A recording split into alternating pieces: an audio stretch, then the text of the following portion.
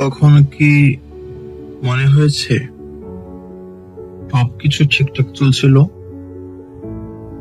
হঠাৎ একটা কথা, একটা ব্যর্থতা বা একটা মানুষ তোমাকে ভেতর থেকে ভেঙে দিল?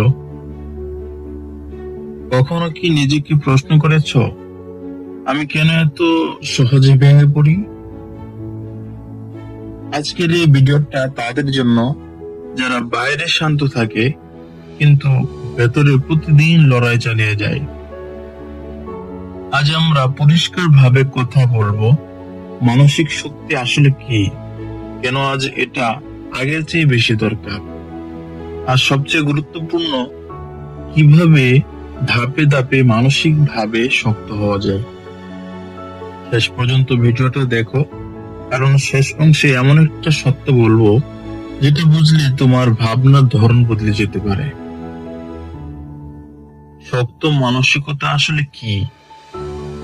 অনেকে মনে করে শক্ত মানসিকতা মানে কাঁদবে না, কষ্ট পাবে না, বা সবসময় পজিটিভ থাকবে। এটা পুরোপুরি ভুল ধারণা। শক্ত মানসিকতা মানে কষ্ট হবে, কিন্তু সেই কষ্ট তোমাকে নিয়ন্ত্রণ করবে না।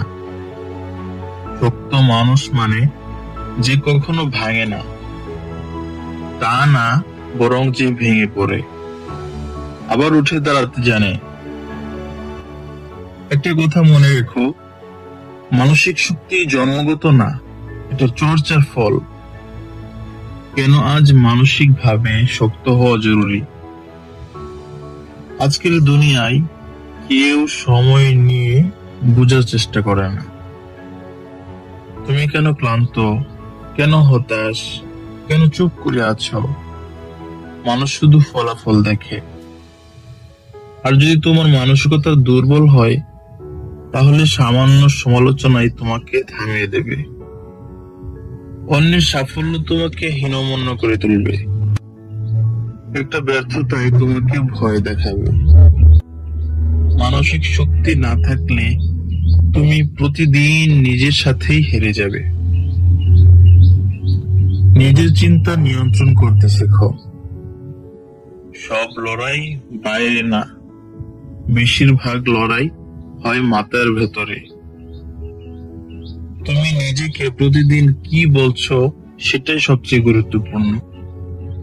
যদি বারবার বলো আমি পারবো না, আমি যথেষ্ট ভালো না, ধীরে ধীরে সেটাই তোমার সত্য হয়ে যাবে। আজ থেকে একটা ছোট অনুশীলন শুরু করো। ভুল হলে নিজেকে বলো আমি শিখছি। এ কথাটা না বলে আমি ব্যর্থ। মস্তিষ্ক যা শুনে সেটাকে বিশ্বাস করতে শুরু করে। আবেগ নিয়ন্ত্রণ করো, দমন না। অনেকে ভাবে শক্ত মানুষ মানে আবেগ দেখাবে না। এটা বিপজ্জনক চিন্তা।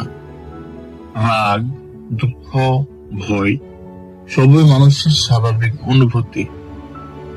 আসল প্রশ্ন হলো, তুমি কি এগুলোর দাস নাকি এগুলোর মালিক? রাগ এলে কথা বলা থামাও, কিন্তু সিদ্ধান্ত নিও না। কষ্ট এলে নিজেকে সময় দাও, কিন্তু নিজেকে হারিয়ে ফেলো না। শক্ত মানুষ অনুভব করে, কিন্তু আবেগের বশে কাজ করে না। অস্বস্তিকে বন্ধু বানাও। মানসিক শক্তি আসে না আরাম থেকে, এটা আসে অস্বস্তি থেকে। যা কঠিন, যা ভয় লাগে, সেটা এড়িয়ে গেলে তুমি দুর্বল হয়ে থেকে যাবে। যদি কথা বলতে ভয় লাগে, তাহলে কথা বলো। যদি শুরু করতে ভয় লাগে, তাহলে শুরু করো। প্রতিবার তুমি ভয়কে হারালে তোমার মানসিক পেশি আরো শক্ত হয়। সহজ জীবন চেও না, শক্ত হও। মানুষ আর পরিবেশ বাছাই করো। সব মানুষ তোমার জন্য না, এই সত্যটা মেনে নাও। কিছু মানুষ তোমার আত্মবিশ্বাস ধীরে ধীরে শেষ করে দেয়। সবাইকে খুশি করতে গেলে একদিন নিজেকেই হারাবে। শক্ত মানসিকতা মানে প্রয়োজনে না বলতে পারা। যারা সবসময় তোমাকে ছোট করে তাদের থেকে দূরে থাকা দুর্বলতা না, এটা বুদ্ধিমত্তা। শৃঙ্খলা করে তোলো। মোটিভেশন আসবে আবার চলে যাবে, কিন্তু শৃঙ্খলায় তোমাকে প্রতিদিন এগিয়ে রাখবে। মন না চাইলে কাজ করা, এটাই মানসিক শক্তির আসল পরীক্ষা। প্রতিদিন ছোট ছোট কাজ ঠিকভাবে শেষ করা, এভাবেই ভিত শক্ত হয়। নিজের কাছে কথা দাও আর সেটা রাখো। নিজের বিশ্বাস ভাঙলে সবার আগে ভাঙে তোমার মানসিক শক্তি। বাস্তব সত্য, জীবন কখনো ন্যায্য হবে না। সবসময় পরিশ্রমের ফল মিলবে না। ভালো মানুষ হয়েও কষ্ট পাবে, ভুল না করেও হারতে হবে। এই সত্যটা মেনে নেওয়াই মানসিক শক্তির বড় ধাপ। তুমি নিয়ন্ত্রণ করতে পারো না কি ঘটবে, কিন্তু নিয়ন্ত্রণ করতে পারো তুমি কিভাবে প্রতিক্রিয়া দেবে। যদি আজ নিজেকে মানসিকভাবে দুর্বল মনে হয়, নিজেকে ঘৃণা করো না।